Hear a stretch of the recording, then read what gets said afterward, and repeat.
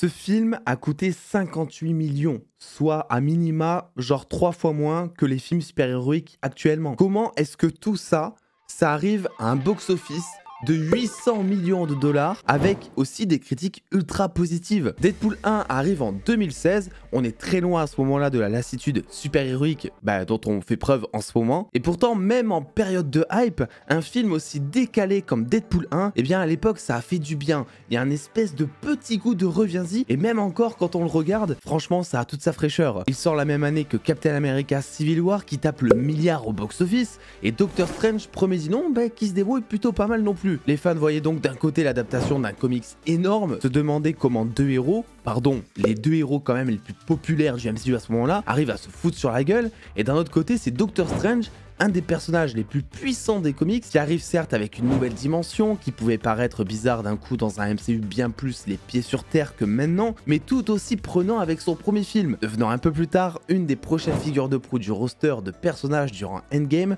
pour s'élever aujourd'hui comme étant un des personnages emblématiques du MCU. Et au milieu, t'as lui qui débarque. Deadpool, du grand Ryan Reynolds. Ah oui, parce que si t'aimes pas l'acteur, c'est sûr Deadpool, tu vas pas kiffer. On dit souvent, vous savez, que Robert Downey Jr. est Iron Man et inversement. Mais alors Ryan Reynolds, je peux vous dire que c'est même au-dessus de ça. There's no space in that thing at all. When I put it on, I can actually taste my own genitals. It's disgusting.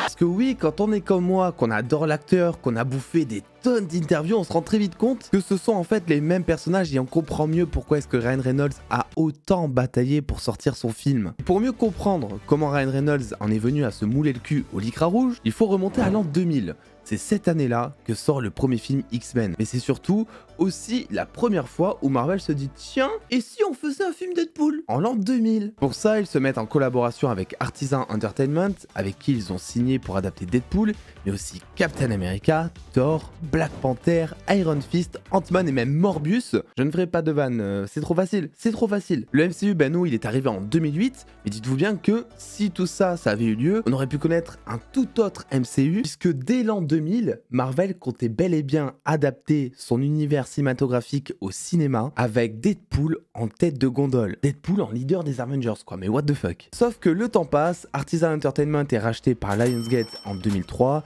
et Marvel se met donc en collaboration avec New Line Cinema avec David S. Goyer pour écrire et réaliser le film. C'est d'ailleurs à cette époque, en 2004, que les mots Ryan et Reynolds sont pour la première fois associés à Deadpool, David S. Goyer ayant bossé avec Ryan Reynolds sur Blade Trinity il y a quelques mois à ce moment-là, et ayant déjà détecté sa fibre humoristique qui aurait collé à merveille avec le personnage. Sauf que New Line lâche l'affaire, et c'est en 2004 que les choses sérieuses commencent. La Fox, le studio du moment, celui devant lequel on a tous chantonné l'introduction, c'est mythique, c'est intergénérationnel, mais plus maintenant du coup, obtiennent les droits du personnage Deadpool. Eh bien bonjour. Mais oui, je sais. À qui j'ai dû caresser les couilles pour avoir mon film rien qu'à moi? À cette époque, la Fox est assez confiante et voit en Marvel la poule aux œufs d'or. On est juste après les deux premiers films X-Men qui ont eu de super retours.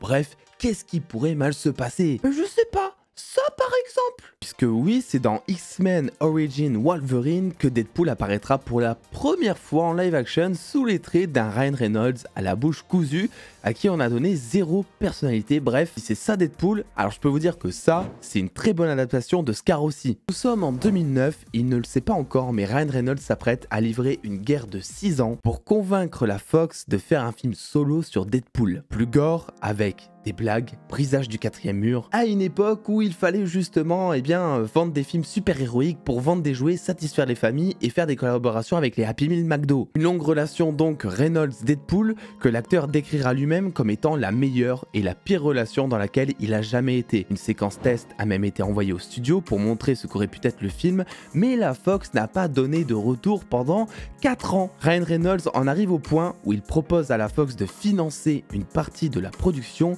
mais rien non plus jusqu'à ce que quelqu'un fasse leaker la séquence accidentellement sur l'internet. We had a script, we did that about 6 years ago, then we did a little bit of test footage for this movie. That test footage sat on a shelf at Fox for 4 years, and then about a year and a half ago, somebody accidentally leaked it on the internet, which is super crazy. Oh no, I didn't do that. Yeah. My mom was like, "What does this button do?" Ryan Reynolds a donc tout fait leaker en 24 heures sur internet, la Fox est inondée de messages de fans, il y a beaucoup de pression, et là où ils avaient mis un vent à Reynolds pendant des années sans réponse pour son petit film Deadpool, eh bien il leur faut tout juste ici 24 heures pour donner le feu vert à un film solo Deadpool. Et ça, c'est sans compter non plus le soutien de grands cinéastes comme James Cameron ou encore David Fincher, qui ont eu la gentillesse de se rendre directement dans les locaux de la Fox pour soutenir le projet. Sauf qu'un an plus tard, alors que la Fox n'arrive toujours pas à trouver un bon script pour le film, le projet n'avance toujours pas et Ryan Reynolds doit faire manger sa famille. Il met donc le projet Deadpool en pause et arrive du côté de la Warner pour ce qui deviendra un des plus gros running gags de toute sa carrière d'acteur. God damn, that's beautiful.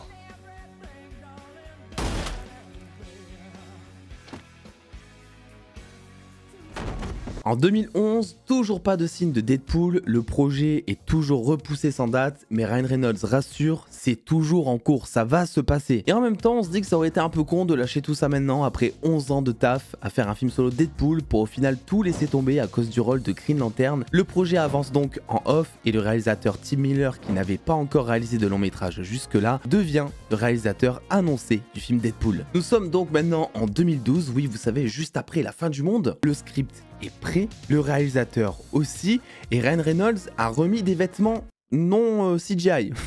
Mais la Fox a d'autres priorités et met l'accent à ce moment-là sur la saga X-Men, qui rapporte un maximum de thunes. Deadpool devra donc attendre que Wolverine, le combat de l'immortel, et X-Men Days of Future Past fassent leur arrivée jusqu'à 2014. À ce moment-là, l'heure de gloire est enfin arrivée pour Ryan Reynolds, le tournage se passe bien, mais arrive alors un autre souci, et un souci majeur dans n'importe quelle industrie du cinéma, à Hollywood en tout cas, la Chine. You know, and it's rated R, which is unusual for, you know, Marvel X-Men type movie. I think it's certificate 15 here in the UK. Yeah, we can. And in China, it's rated go fuck yourself.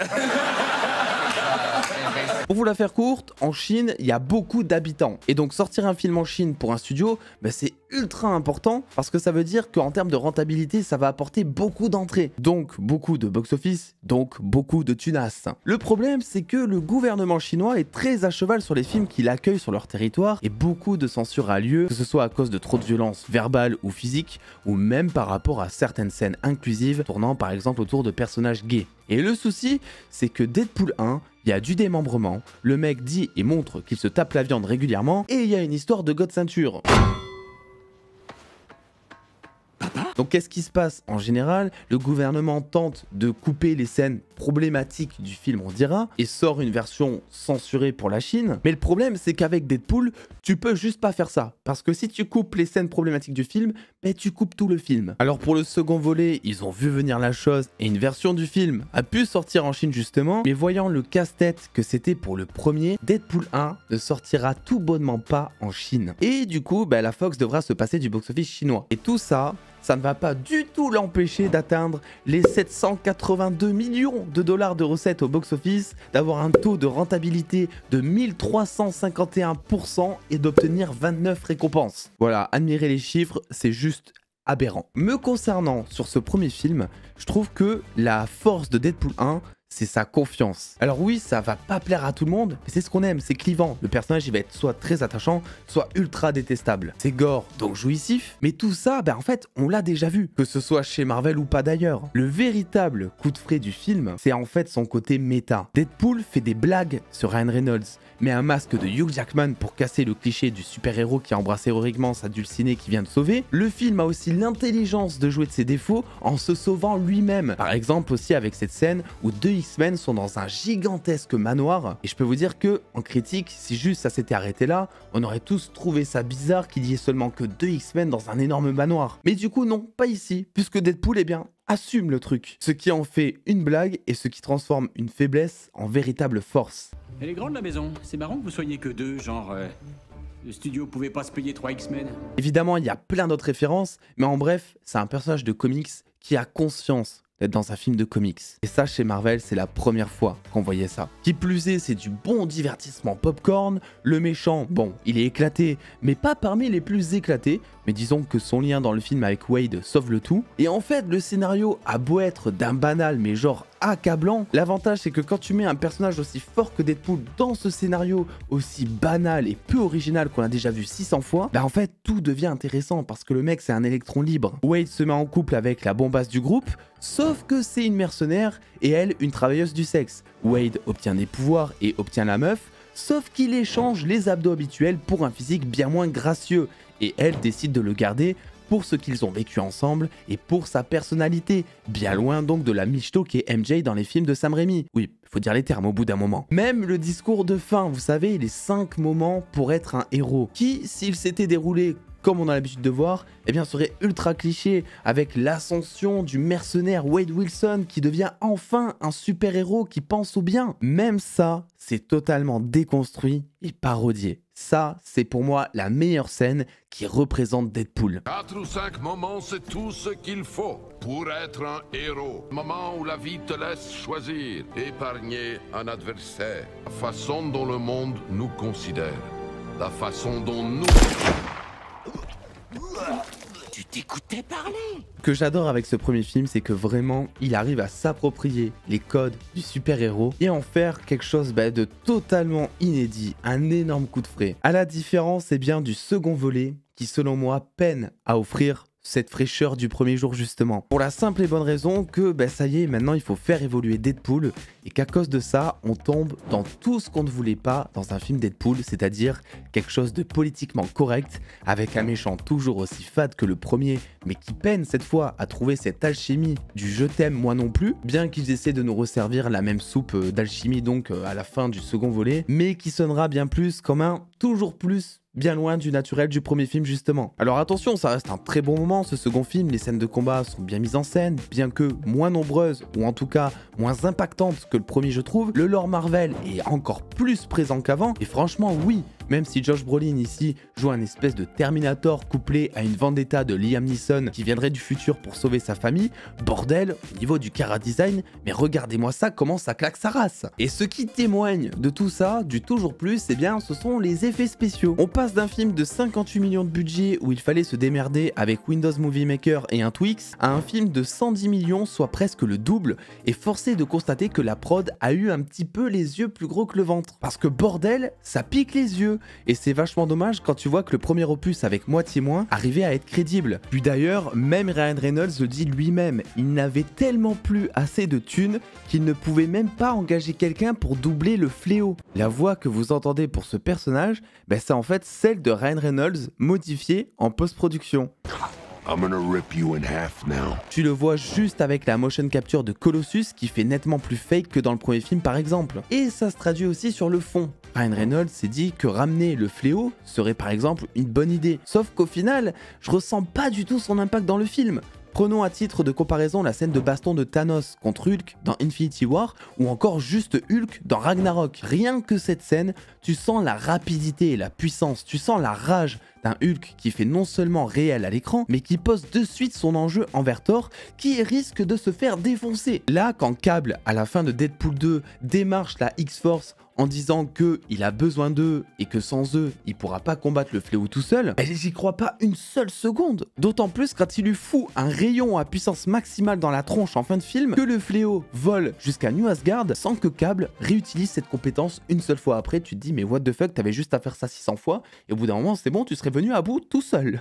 Mais il y a une chose que j'apprécie énormément chez Ryan Reynolds, c'est le fait de se moquer complètement de la vie des gens. Je vous explique, lorsque Deadpool 2 a commencé son teasing, il y a eu après les bandes annonces et surtout beaucoup de hype auprès de l'équipe X-Force. Ils arrivaient enfin en live action et les fans de comics avaient sorti leur pantalon blanc en voyant ça. On prendra la ref qui pourra si vous avez vu Deadpool. Sauf qu'à ce moment-là, on était loin de se douter que la X-Force allait durer 5 minutes de temps d'écran dans le film, étant donné qu'ils finissent tous plus ou moins par crever. Bon, sauf Domino évidemment, car elle représente le côté méta de la facilité scénaristique, et qu'il en fallait pas mal, il faut le dire, pour terminer ce second volet. Et dans une période où on est en train de se demander si Deadpool va faire comme dans les comics, s'il va fêter son arrivée dans le MCU en tuant beaucoup de personnages de ce dernier, du coup c'est possible qu'il bute beaucoup de personnages du MCU, parce qu'ils l'ont fait dans la X-Force justement. Alors que pourtant il y avait beaucoup de hype et beaucoup d'attentes autour de cette équipe. Donc évidemment, devant ce second volet, j'ai passé un super moment. Mais même les vannes m'ont beaucoup moins accroché, j'ai eu l'impression que tout était beaucoup moins naturel et qu'il fallait faire ce second volet beaucoup plus pour une commande que plus pour l'ambition de Ryan Reynolds qui veut amener son premier film depuis des années parce qu'il adore le personnage de Deadpool et qu'il a combattu corps et âme pour l'amener au cinéma. Alors vous savez, l'humour c'est très subjectif, donc j'ai pas vraiment d'argument à apporter, mais j'avais cette impression dans le premier film que l'humour tapait toujours dans le mille. Que ce soit grâce au rythme des vannes. Paraît que tu te refais pousser des membres, Wade. Quand j'aurai fini, c'est plutôt eux qui te feront pousser. Pas mal. Ouais, rien à dire. Ou juste des punchlines en elles-mêmes. Si jamais je te revois jamais, faut que tu saches que je t'aime vraiment beaucoup. Autre chose aussi. Il y a peut-être 116 kilos de coke quelque part dans l'appart, rangé avec le remède à la cécité. Bonne chance.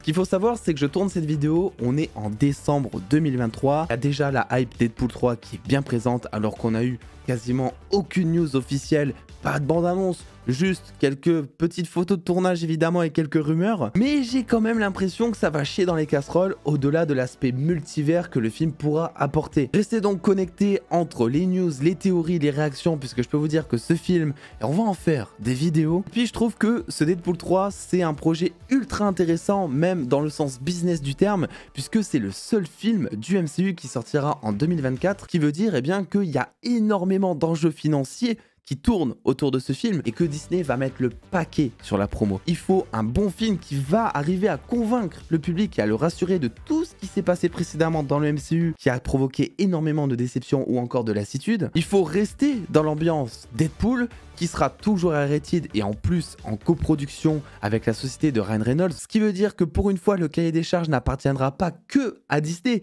et que on pourrait se retrouver avec le même Deadpool en termes d'ambiance, de ton, de blague, de gore que les précédents films qui n'appartenaient toujours pas à Disney à ce moment-là. Donc Deadpool, on compte sur toi, c'est pas le moment de nous lâcher mon frérot. Et vous concernant, n'hésitez pas à vous abonner, à lâcher le pouce bleu, à mettre la cloche comme d'habitude pour ne rien manquer puisqu'on va en parler de tout ça. Et un petit commentaire aussi pour aider au référencement de la vidéo si jamais elle vous a plu, ça mange pas de pain. Je vous fais des bisous, prenez soin de vous et je vous dis à très vite.